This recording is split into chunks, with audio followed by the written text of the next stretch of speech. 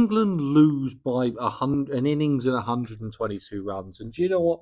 It always felt like they were going to lose by, if not more. The series finishes 16-0. It was an absolute shocker of a series from start to finish. I mean, Australia eventually bowled out for 440. Eccleston takes five, which is great, but she bowled nearly 45 overs, five for 143. That was relatively impressive just to get through those overs. And then when it came to England's innings, you just knew they were going to collapse. It just happens all the time. They are a beaten team at this point, and it can happen at the end of a long tour.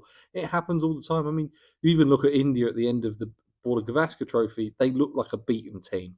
Apart from Constance riling them up a little bit, they looked pretty poor. And I just this England team have never ever got a start. I mean, Tammy Beaumont top scores with 47, a 32 from Heather Knight, but there's not much else in between. England bowled out for 148. Alana King, who has had a sensational Ashes, finishes with 5 for 53.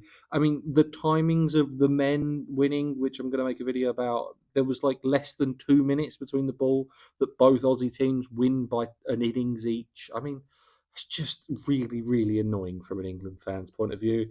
In terms of what do England do from here, I mean, it's back to the drawing board. I don't think there's massively, you need a lot of change in players. I think if the coach is still there for the next series, I would be absolutely amazed.